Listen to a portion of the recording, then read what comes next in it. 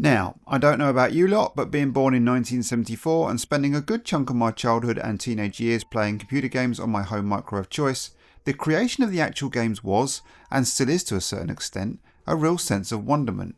I think I got my first ZX Spectrum on the Christmas of 1983, and to begin with, games were limited. Leapfrog, a Frogger clone, and the Horizons tape were my only two titles that I had to start with. My best mate, who lived across the street, also got a Spectrum and had a couple of different titles. We soon swapped and copied each other's games, and as time went on, that method of obtaining new stuff to play quickly spread. The more I played, the more I wondered how games were made. Often I had painstakingly copied a type-in basic game from any given magazine, only to be ultimately disappointed at the obviously basic results. I soon realised that the coding side of games was not for me. I just couldn't get my head round it. I also couldn't get my head round the graphics, those glorious loading screens, fantastic game design, the look and feel of those popular titles. It all just blew my tiny mind. I vividly remember our local computer software shop stocking some games that were actually published in my hometown of Stevenage. The address was right there on the inlay. Me and my mate got on our bikes and cycled across town, expecting to see some big mansion or something exotic or mysterious, only to find a rather unkempt council house.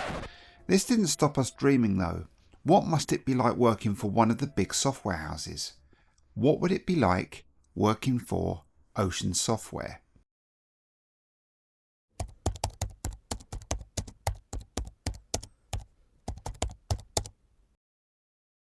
On a similar journey to me, but slightly older, some 50 odd miles away in Northampton, Mark R. Jones, middle initial becomes important later on, was having a similar experience. He had two big advantages over me though. Number one, he was that bit older, and number two, it turned out he was a blimmin' good graphical artist.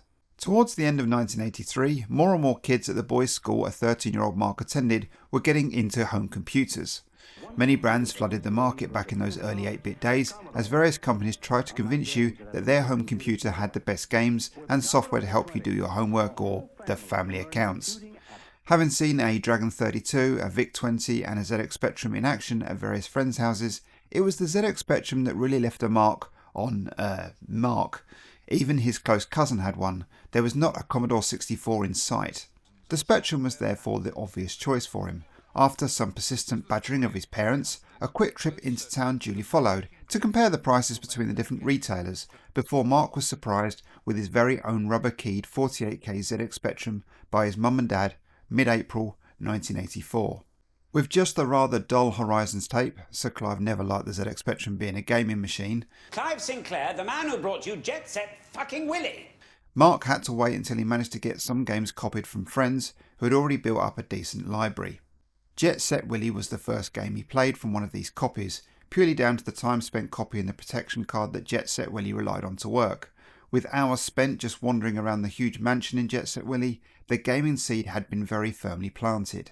Magazines were also hugely important in this gaming journey, with multi-system publications quickly dismissed for dedicated Spectrum offerings, which in those early days was very much dominated by Newsfield's exciting new publication, Crash Magazine.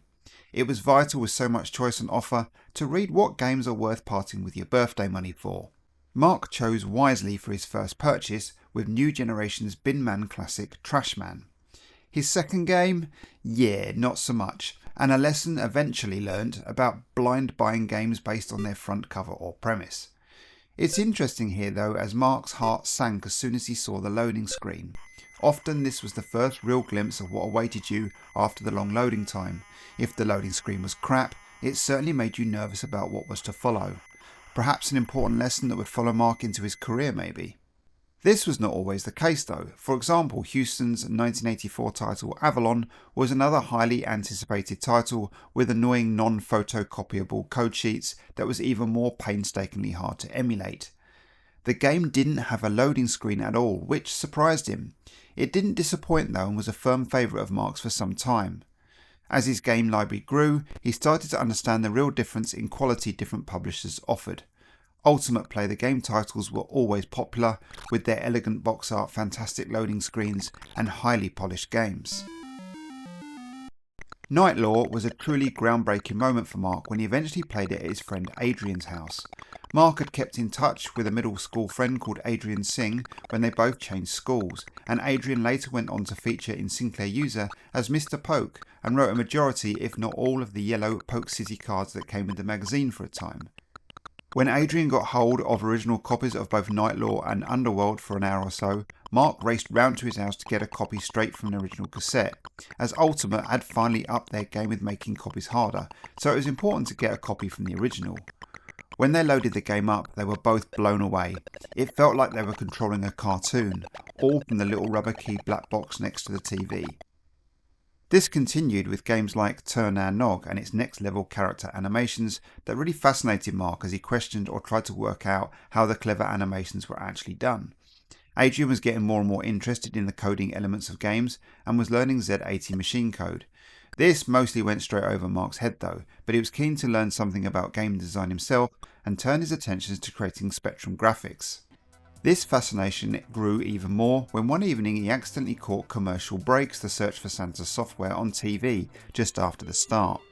This was the documentary about computer game manufacturing in the lead up to Christmas that featured Ocean Software and the then failing Imagine Software. It was truly mesmerising seeing a young lad, turned out to be Joffa Smith, showing off his game or just seeing the ZX Spectrum on TV at all.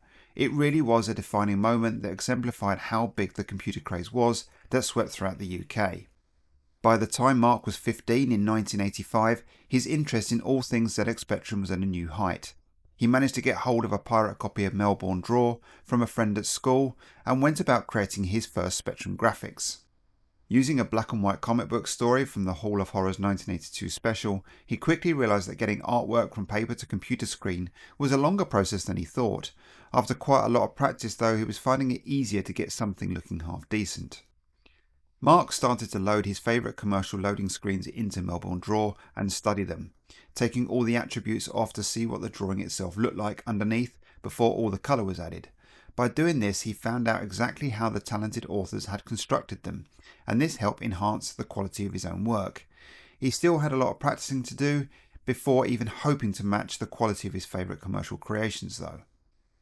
The graphic fascination even moved into animation, with creating wireframe drawings in VU3D, remember that? And writing small programs that stitched these drawings together to create an animation as seen here with Mark's moving head demo. By the end of May 1986, Mark's dabbling in Spectrum graphics duly paid off when a cassette tape of screens that he'd sent to Crash magazine some months prior and had totally forgotten about actually got printed.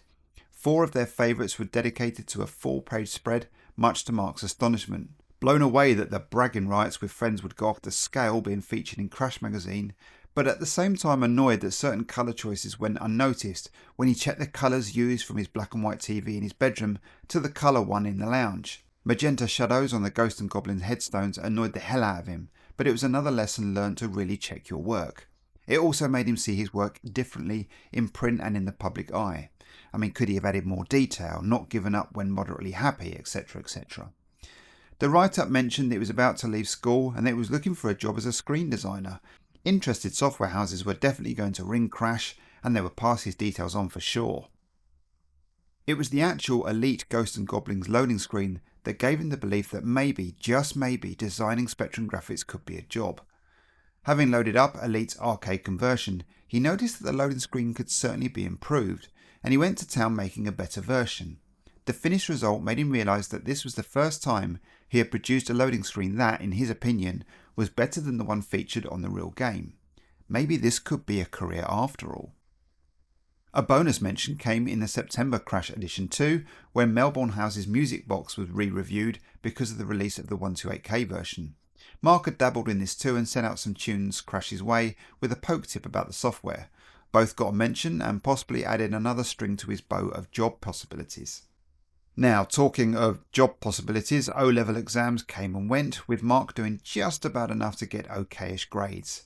He was now 16 and free of school. It was surely the right time to put himself out there and send his now improved graphic portfolio out to some software houses. Of the several he posted out to, Mastertronic wrote back very quickly and said, "Thank you for submitting your software to us for evaluation. Having reviewed it thoroughly, I'm afraid we're unable to accept it for publication at this time." This didn't even make any sense as no game was even being sent. Did they even look at the cassette? The replies received didn't improve, although at least Elite's rejection letter came from Mr. Chucky Egg himself, Nigel Alderton. This was cool because Nigel had really praised his screens but wanted a quote for work, which Mark had no clue how to answer, so in a true 16-year-old style, didn't. It all went quiet and he resigned himself to the fact that it probably wasn't going to be as easy as he thought getting a job making graphics for computer games for a living. To bide his time and get his foot in the industry at least, Mark quit his part-time job at the local Co-op supermarket to get a full-time one at his favourite hangout spot, the Northampton Computer Centre. Having spent so much time there as the 8-bit micro scene exploded, he got to know the staff and owners really well, so when a job opportunity arose, he snapped up the chance. Whilst working there and still keeping in touch with good friend Adrian, they collaborated their talents to write a ZX Spectrum game together, sort of. I say sort of as Adrian had spent 23 quid, which was a lot of money back then, on Incentive's Graphic Adventure Creator, which was essentially a utility that allowed you to write type-in adventure games with no coding experience. Although the graphical elements had to be simplified because of memory constraints, it was a good exercise in making a game, something about lost Egyptian treasure or something, which, alongside with some music Mark wrote for it using Musicbox, was finished in a couple of months. They did send the game off to some budget publishers with little to no interest, but it was a good exercise nonetheless, and one they repeated some 30 odd years later with the critically acclaimed Spectrum makeover of Mr. Do.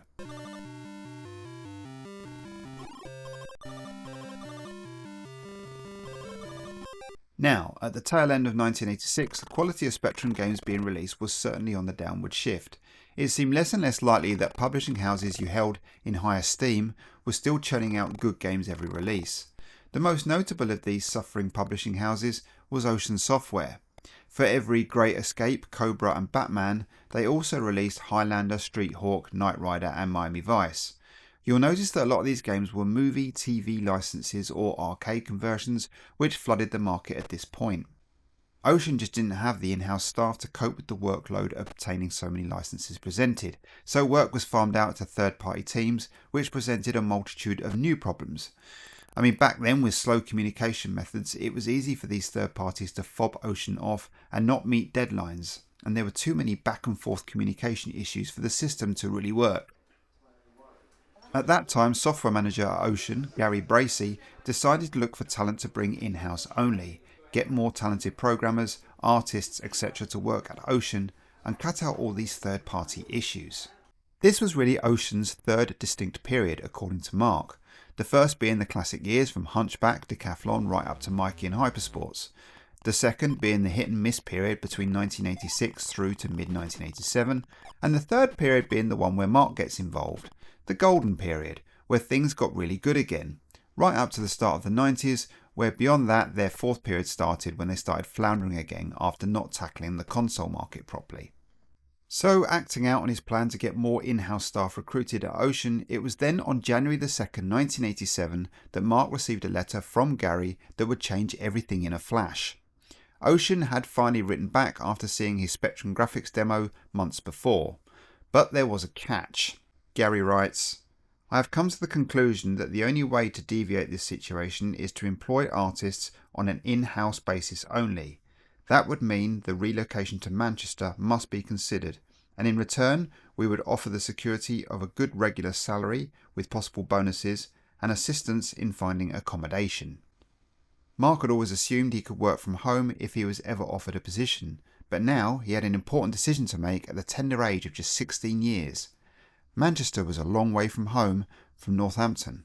After a long hard think that weekend, he decided to take the plunge and agreed to meet with Gary at the Ocean Software offices the following Thursday. Taking the long train journey from Northampton with his mum, there for moral support and to make the day slightly less terrifying, Mark arrived at the Ocean offices situated at number 6 Central Street. Gary's office was in the part of the building known as the Dungeons. In the main programming area there was very little natural light, just tiny windows in the cordoned off rooms. There were game tapes, magazines, joysticks, cables, paperwork, computers piled everywhere. It all seemed very chaotic with the aroma of coffee and stale cigarette smoke. After a brief chat about what they did at Ocean and the tour of a building, Gary offered Mark a job for £120 a week. Mark was pretty chuffed to be offered that amount of money to do something he enjoyed doing in his spare time. After discussing it some more with his mum, Mark phoned Gary when he returned home to accept the job.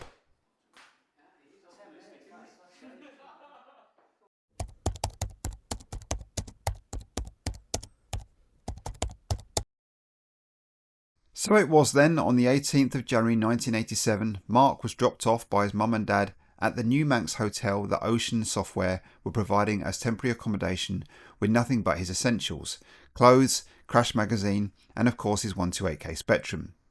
The following morning, being a bag of nerves and feeling very alone, he hadn't really eaten the night before, so decided to take full advantage of the cooked breakfast that was included before his first day at Ocean.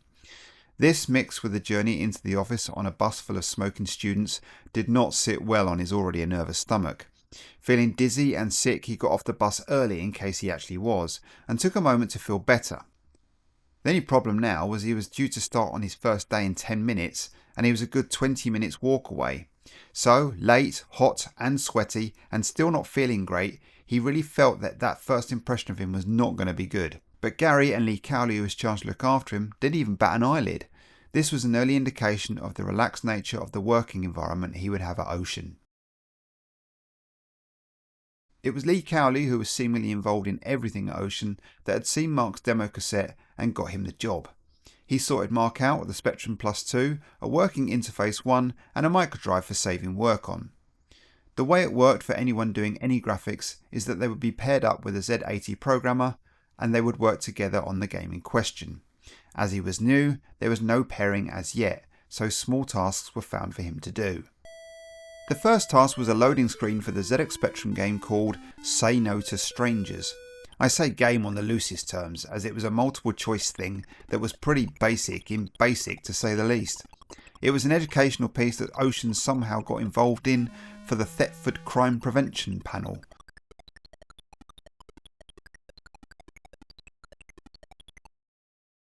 Without any reference material, the loading screen felt okay, but pretty bland and basic, with added blocks of colour added in as an afterthought. Mark added some small Ocean nods with the street name and a poster on the lamppost in a scene depicting a stranger trying to pick up a child in his car.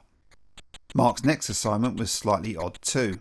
Ocean had acquired a bunch of Konami licenses almost 2 years prior, some of which had been released, Hypersports and ER Kung Fu, but to name a few, under the Imagine label. One Konami game that was mentioned and seemingly forgotten about was Hyper Rally, as seen here on the MSX. This is a pretty basic racing game where you must overtake enough cars to progress to the following level to eventually finish first and win the game. The game had been written for the ZX Spectrum, but no artwork existed, so it was far from being released and now looked a little dated by 1987 standards. So what the hell was happening with it? Well, Mark was asked to remove Hyper Rally from the loading screen and replace it with the fantastically, must have been up all night thinking of a new name title, Road Race.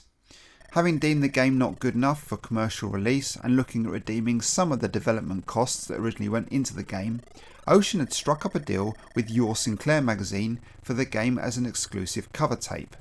So, Mark removed the Hyper Rally title from the screen, replaced it with Road Race, and added an Easter gift from Ocean above it. The already drawn screen was a direct copy of the cover art for the MSX version of Hyper Rally that had been released in 1985, so anyone who was familiar with that version would have recognised the origins of the game straight away should they have seen the loading screen. As he was amending someone else's work, obviously Mark couldn't sign it. Someone called Chic had drawn the Hyper Rally screen, and rightly he'd written his name on it instead. So that if any of his mates didn't believe him when he told him that he had a hand in Road Race loading screen, he added lettering by Mark R. Jones in the spare bit of space on the road bottom left hand corner of the screen, then covered it in white paper and white ink so that it was only visible when the attributes had been removed. Road Race finally saw the light of day on the cover of the May 1987 edition of Your Sinclair. The magazine devoted the front cover to it, and the game as an Ocean freebie went down rather well, which certainly wouldn't have been the case if it was released commercially. Working at Ocean was starting to sink in. It was a bizarre and surreal experience at first. Mark had always read the articles in magazines about the various programmers and their current or new releases, and had just been in awe of them being able to create these magical worlds where we could all escape.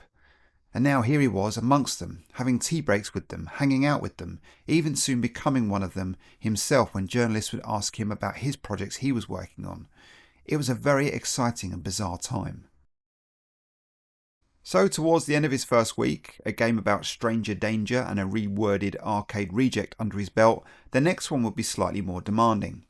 Gary had asked him to do the loading screen on Mag Max, an arcade port he had heard about as an upcoming Imagine game in the magazines.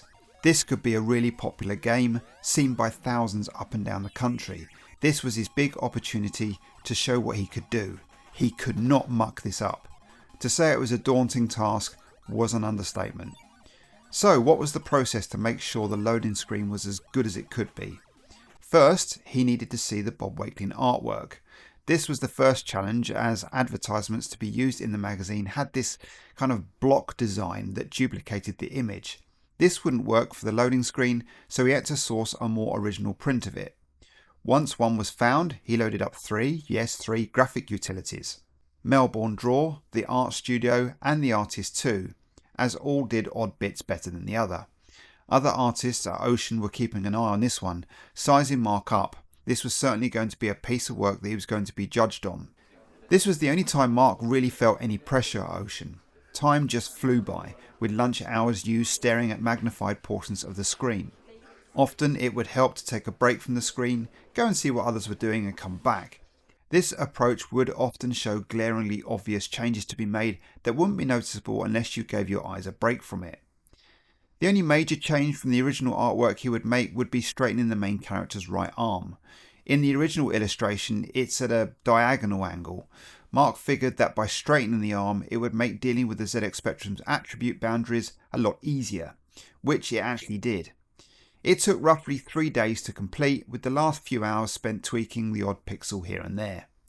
After a good long look over the entire thing, he was elated to realise that this was easily the best piece of ZX Spectrum artwork so far. Everyone else thankfully agreed, and he was immediately set to work on the Amstrad equivalent.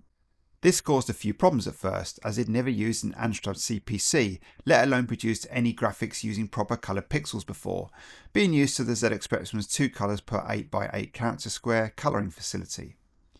Not only that, but he had to learn to use an art package that he'd never touched before, something that normally takes many days of practicing to do. The Amstrad loading screen for Mag Max took quite a bit longer than the ZX Spectrum equivalent, but it certainly turned out alright, and in the end certainly wasn't anything to be embarrassed about, considering it was his very first loading screen on that machine. So thinking he was now done with Mag Max and ready to start on his first full game, Gary asked him to change some of the graphics in the ZX Spectrum Mag Max game itself. The main character was a bit on the tiny side on both machines and looked a little like those old user-defined graphics you used to get in magazine game listings. It looked a little dated. With a typed up letter from the programmer of Mag Max, Gary Knight, that listed the character sizes required, it was at this point Mark started work on his very first animation. He'd never animated anything before except for that 3D head he'd made in VU3D a few years previously. He had to draw a robot head, a ship, and animate a set of robot legs. Another artist sat around the corner and was assigned to doing the same task for the Amstrad CPC character graphics, as they weren't up to scratch in that current version either. Mag Max was a pretty poor game though, and they all knew it, but bills still had to be paid, license and development costs recouped, so the game still needed to be released in the hope of clawing some of that money back. In the end though, it was all a fantastic learning opportunity.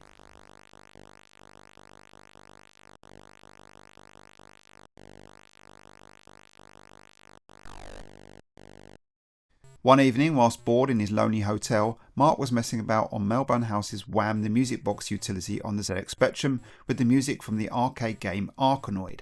He'd heard all 3 in-game tunes played almost every day at work as the ZX Spectrum and Commodore 64 conversions were being worked on down the corridor from where he was situated, so he knew them off by heart. Thinking it might be nice to try and do a decent 2-channel ZX Spectrum version in Music Box, he managed to knock the tunes out in about an hour to a really nice standard. The next day he played them to Mike Lamb, the ZX Spectrum coder for Arkanoid, and he liked what he heard straight away, said he'd like to put them in a game, so Mark gave him a copy of the 3 files, and in they went. Ronnie Fowles, the artist, even gave him a little credit for the tunes on the loading screen that he drew for Arkanoid, and Mark was very pleased with himself to have another game set to go out with his name on it.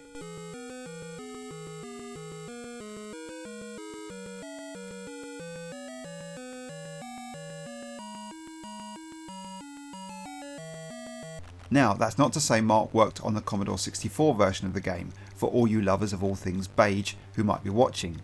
This was the other Mark Hay Jones, who also worked at Ocean, starting a few weeks before our Mark R. Jones. As Mark K was a bit older, he was known as Mark Sr. and Mark R therefore as Mark Jr.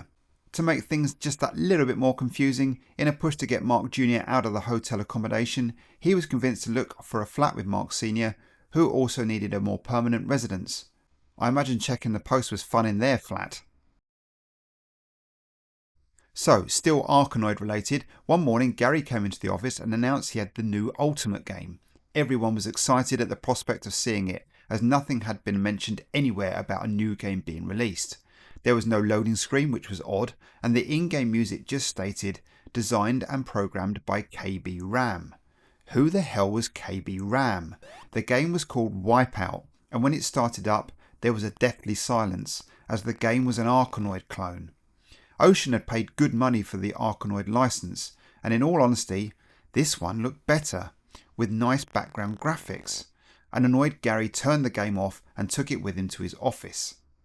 Now, nothing was heard for a while until the end of September 1987, when Your Sinclair was published with a free full game on its cover tape titled Batty by Elite. This was the Wipeout game with a couple of tweaks and changes, but it was definitely the same game. So who was the mystery author? Well, KB Ram is an anagram for Mark B. Mark Betteridge, who went by the name as Mark Crane and coded two of Ultimate's late titles, Cyberrun and Bubbler, could be a very possible candidate. It's apparent in the menu design that Cyberrun and Batty are very similar, so it's very likely the case. So how did the game become an Elite game and end up on the front cover of Your Sinclair? Well, that remains a bit of a puzzler. Perhaps Ocean put pressure on the release, or Mark B wrote it in his spare time fully prepared to sell to Ultimate. Who knows, but it's still arguably the Arkanoid style game of choice on the Specky. Matters were made worse by a third bat and ball game by Gremlin Graphics called Crackout. Neither game did very well in the review stakes though, with Arkanoid being unfairly treated by Crash, who maybe weren't fans of the bat and ball genre. But enough people disagreed with their scathing review to have a letters page dedicated to it in the same issue that Crackout was being reviewed. Not long after the release of Arkanoid, Gary stopped Mark as he walked past his office to ask him what he'd used to write the music for the game. When informing Gary it had been Music Box, Gary was less than impressed, as now they had to pay a fee to Melbourne House for using their software in-game. Scared that this fee could be hefty enough to cause an issue with the already released game, Mark was worried he could be shown the door already. But thankfully the charge was not too extortionate, as Mark discovered some years later when Mark Hardesty mentions the same issue for Jack the Nipper in his book Gremlin in the Works, where he states a similar bollocking which cost Gremlin £200 to fix. So thankfully it wouldn't have been a bank-breaking sum of money for Ocean. Phew!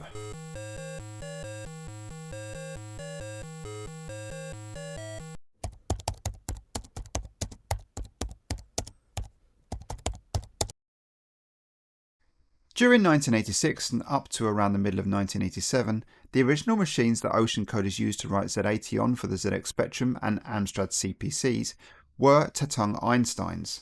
Mike Webb, one of Ocean's earlier coders, had written the original editor assembler for the machine. The code would be typed in on the Einstein, then downloaded to the target machine for running and testing. Doing it this way meant that coders had a more stable media to save their work on, the Einstein's 3-inch floppy disk rather than the, as was the case with the ZX Spectrum code, temperamental Sinclair microdrives. Then in mid-1987, Ocean shifted to developing games on the recently released Atari ST. The ST editor assembler for the Z80 was written by Paul Owens, and the 6502-68000 assembler for coding Commodore 64 games was by Dave Collier. The 6502 was used by the Commodore 64 and NES processors. The 68000 was the Atari ST, Commodore Amiga and Sega Mega Drive processor. Paul Hughes and Alan Short wrote the 68000 debugger, which was also part of the in-house utility. Another advantage of using the Einstein ST development kit was that had coders developed on the target machine they were writing for, they would have to give up an amount of memory for the editor assembly program itself. With the editor assembler on a separate machine, coders could assemble and download using all of the target's machine memory in one go. Paul Hughes remembers sitting on in a meeting with Ocean boss David Ward, David Collier and John Branwood early on in 1987, trying to convince him to buy everyone Atari STs for an all-in-one assembler. The development system was written originally on an assembler called K-Seca, I think that's how it's pronounced, on the Atari ST. And the first thing David Collier got working on the new Ocean setup was the 68000 assembler so that it could assemble independently. From then on, the Ocean development kit was written within itself.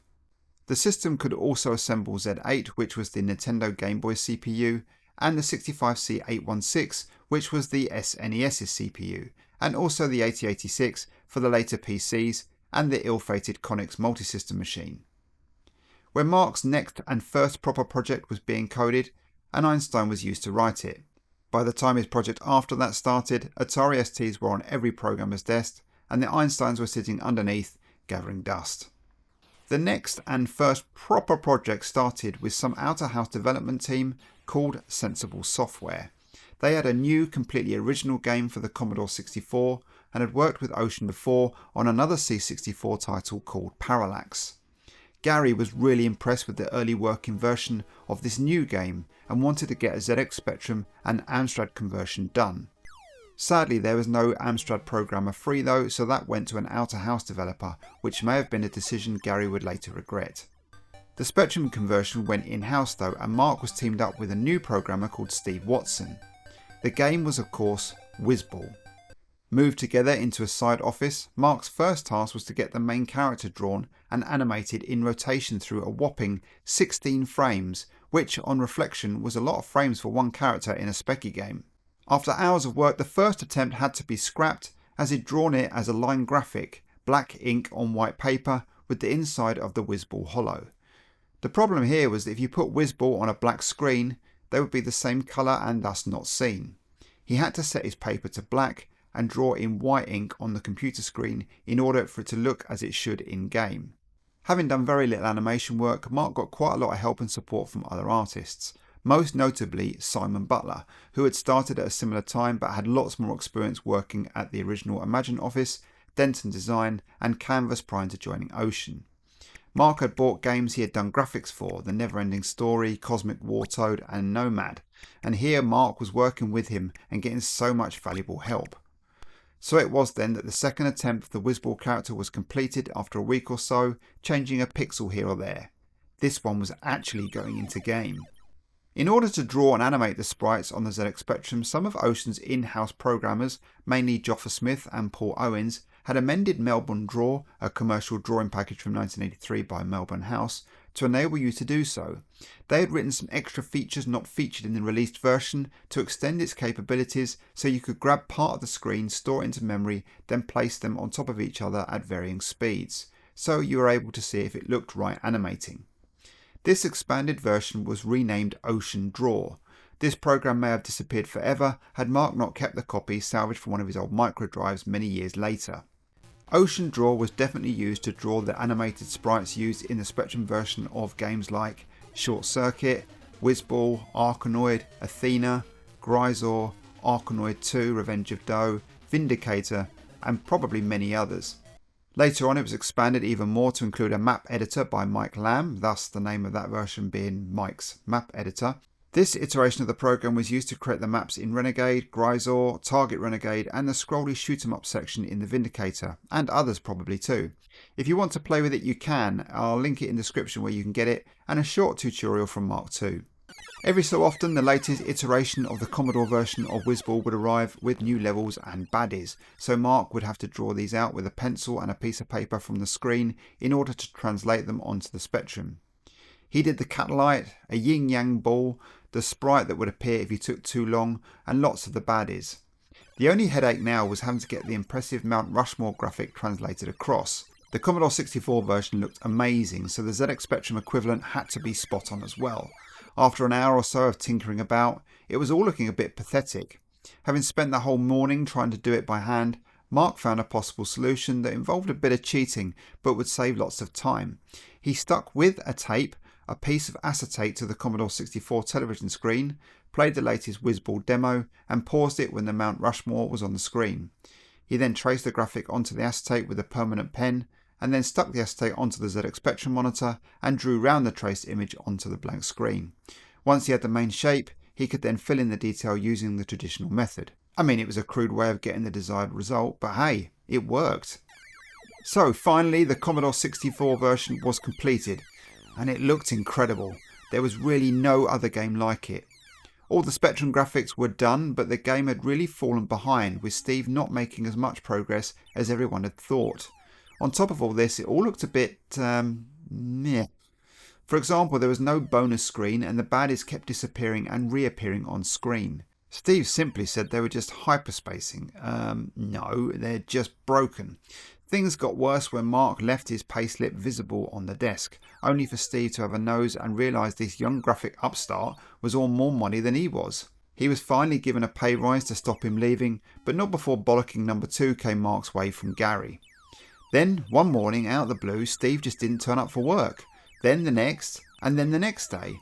Ocean didn't hear from him ever again. Whizball was not finished, but maybe the salary issue tipped him over the edge and he carried out his threat of leaving. Gary was obviously furious, being overheard as saying Steve would never work in the industry again, but it left Whizball in an unfinished state. Loads of bits done by Mark were still not even in the game. The yin-yang that Whizball turned into when invincible was a given, as that wasn't in the Commodore version either, but things like the Wizard's Lair looked rubbish and bare bones to say the least, and missed so many elements that would have improved the look of the game. It had to be finished though, so veteran coder Paul Owens took charge so it could be released. Going through someone else's code is no mean feat though, so only so much could be done. A start menu was added, as was Peter Clark's excellent AY soundtrack, although 2 tunes that exist in the game were not called upon in code, so you never get to hear them. All this was a real annoyance for Mark, as the game should and could have been so much better. The last task for Mark on Whizball was the fantastic loading screen. He'd already made a start on the basic one, but when he saw the phenomenal Bob Wakelin artwork that impressed everyone when the fresh print turned up at the office, having artwork this good was only going to help the game, so getting the loading screen to look as close as possible for it for the Spectrum version was definitely an exciting project. With some help from Simon with the initial layout and the wizard's hand, 95% of that screen was all Mark's. As artists were allowed to put their names on the screens, he wanted it to look as impressive as possible. The only major changes through its production was replacing the bug-eyed monster with one of those metal ball things on the left of the wizard and replacing a moon with green paint droplets. Some of the background stars were removed and the fantastic screen was finished in around 4 days.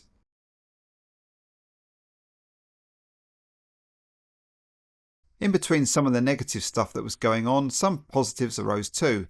Mark's name was printed in Crash for the first time in a professional capacity, which was blooming exciting, where Mag Max and Whizball both got a mention. Also, his name would be on more games as other dogs came in between Whizball bits. The loading screen for the ZX Spectrum game Taipan was one that had been written out of house but needed a loading screen done. Not the most exciting screen, but another one done nonetheless. This was completed at 11 AM on Tuesday the 21st of April 1987. How was such detail remembered, you may ask? Well, Mark added this timestamp hidden in the screen, which can only be seen if the colour attributes are removed. Whilst getting over the embarrassment of having to deal with the whole office watching him with a police strippergram for his 17th birthday, Mag Max was finally reviewed in Crash magazine. Obviously the game was reviewed as mediocre, but the loading screen was backhandedly praised, with them saying, "The brilliant loading screen raises expectations." This was enough for Mark. First professional criticism was positive. Happy days. Another quiet period loading screen to come along was Denton Design's rather confusing game Mutants. Magazine advert found the same formula for getting it done was started. He started on the main image, which was this weird robot head floating in space surrounded by various blobs. He drew a big circle and ensured its boundaries lay at the edge of character squares, as that would be making dealing with the attributes easier when the time came to putting the colour in. Next he worked on the detail for the robot head and mirrored it as he went along to ensure it looked okay as a whole. Once that was looking as it should, The intricacies were filled in on the head's armour, then mirrored each section as it was the same on both sides. As he wasn't lazy and didn't want it to be too obvious that he had just flipped one side of the head to make the other one, he made sure the detail in both eyes was different and did the same with both the yellow smoke coming out of each of the head's horns. Finally, adding in the weird different colour blobs in the space surrounding the head, some stars and the lighting, and it was pretty much more or less complete. This was until Gary came in and said, "Make sure you have Denton Designs and Program by Choice on there somewhere please." It wasn't quite finished then. Aside from starting on Athena only for it to be handed over to a couple of new starters, Andrew Deakin and Ivan Horn, it was actually the Konami arcade game Gryzor that came up next with Paul Owens, who had finished off Whizball in charge of programming it. The arcade board was available to use in Arcade Alley, as it was called, on free play, so Mark would sit and play and sketch out various bits to draw as near equivalent on the ZX Spectrum. The problem was he was a bit crap at the game, so he relied on Mark Jones Sr., who could get much further to play it, so later levels could be seen and be recorded to VHS to play back and pause. Some modifications are obviously made to fit the game into the specky, so it was a case of deciding what is essential to keep in, making sure people know they are playing Gryzor. Once that's done, little tweaks and small things can be added before handing the game over as complete. Interestingly, Target Renegade was being coded at the same time in the offices next to Mark by different teams for the different micros. John Palmer and Martin McDonald doing graphics on the C64 with David Collier as the coder, and Mike Lamb and Dawn Drake for the Spectrum and CPC versions. Whilst Mark wasn't involved in the game, his close proximity to both offices and his wandering around and annoying people whilst they worked got him into the game. Using a rendition of Simon Butler's cartoon images of Mark, Level 4 of the Commodore 64 version has a poster on the wall with "Not Wanted" on it. Brilliant. Screen 2 of Level 2 of the Spectrum version also has the same poster but with the word "Animal" underneath, which may or may not have been related to Dawn's displeasure of Mark's episodes of flatulence whilst wandering. Nothing on the CPC version, thankfully.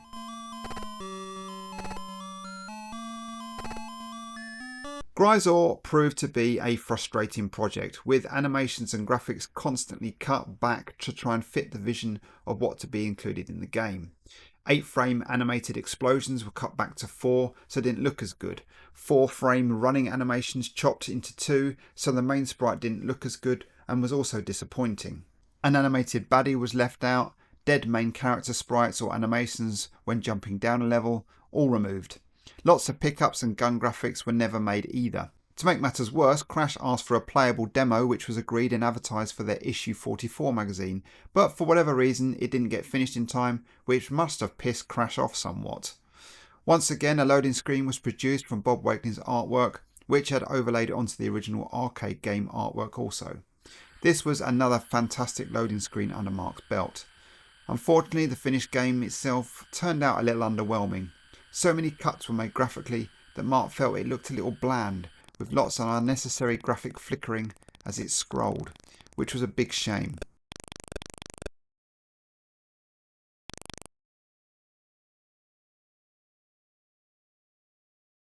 Fast forwarding a bit to Crash issue 49 from February 1988, which contained the anticipated review of Gryzor arrived. It got 49%. Gryzor is a poor game graphically, they said. Unfortunately, the addictive nature of the game is outweighed by the rubbish graphics. The graphics are poor and badly coloured with appalling animation. Mark had got his first poor review. To add insult to injury, the graphics had been awarded an overall mark of 45%, which was 4% less than the overall score the game had earned. To say it was a little gutted is an understatement. I mean, other magazines had been much more favourable, but Crash clearly hated it. Could it just be that the reviewers were in a bad mood? Or was there another reason for this appalling review? Could it possibly be that they were really pissed off over the fact that Paul didn't get the playable demo ready in time for their preview tape, and they were wreaking revenge in the only way they could? Ocean hadn't promised a demo to any of the other magazines, and they all seemed to like it. Ocean had let Crash down, and could this maybe have been a result?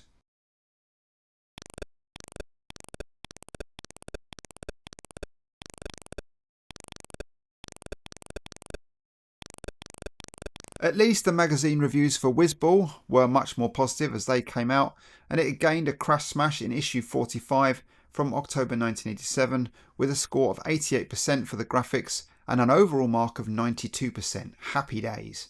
A review in issue 67 of Sinclair User from October 1987 awarded the game a classic status and a score of 10 out of 10. Mark was very annoyed though that the whole review had been illustrated using earlier mock-ups of what the game should have looked like had it been completed properly. So if a member of the public had bought the game and loaded it up on the strength of what they'd seen in the magazine, they would have been really disappointed as it didn't look anything like the screenshots printed. In issue 23 of Your Sinclair from November 87, this rounded off the reviews of the three magazines with another excellent review and a score of 9 out of 10 for graphics and an overall score of 8 out of 10, though no mega game status was awarded. But Mark couldn't really have hoped for more, despite disappointment of what the game could have been. When physical copies of the game finally arrived at the Ocean offices, Mark definitely bagged a couple. His first fully published game that he did the graphics for some 4 months after it was supposed to be released, but despite this, it was a super proud moment indeed. The final game of the year to be involved in was a little different once again. Whilst Mark was temporarily living at Simon Butler's place, Simon was tasked with the game design for Ocean's video game answer to the hugely popular Vietnam movie Platoon. Both sat down in Simon's living room, and Simon would come up with the ideas and Mark would scrawl them all down, and even managed to come up with an idea himself with the sequence where an enemy soldier surprises the player with a large knife at the end of the flooded tunnel sequence. Simon went on to finalise the design at Ocean in a series of storyboards that were actually given away as a prize in the issue 50 of Crash magazine in May 1988. So the first year at Ocean would come to an end with 8 games that Mark was involved in, which was a pretty good going really. It had been an unbelievable and sometimes surreal experience, but ultimately he enjoyed his first year. Some great friendships were made, particularly with Simon Butler and a games tester called Kane Valentine, who was around the same age with the same interest, but in all honesty there was no one Mark felt he didn't get on with. It was a great mix of work hard, party hard. The job really suited Mark as it was also flexible as long as the job got done, as he found out even on his first day. But despite all this though, living in the hotel, briefly in a flat with the other Mark Jones and various other sofas and spare rooms, Mark had always felt terribly homesick. He was still only 17, one of the youngest working there, and despite trips home to Northampton at weekends, he longed to return more permanently. It was this longing that made him decide to hand in his notice at the end of his first year in the hope of finding work that allowed him to work from home. He even got an interview lined up with Elite. But would this be the end of Mark R. Jones' story with Ocean Software?